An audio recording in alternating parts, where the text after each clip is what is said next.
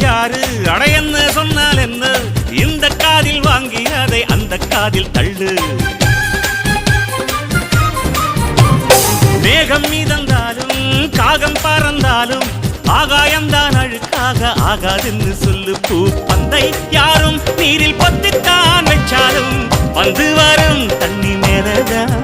ஆட உன்னை யாரும் ஓரம் கட்டித்தான் வச்சாலும் தம்பி வாடா வந்து போறத்தான் மூணாம் பீரை மெல்ல மெல்ல வெண்ணிலவாய் மின்னுவதை மின்மினிகள் தடுத்திடுமா சக்தி எல்லாம் ஒன்று சேர்ந்தாரே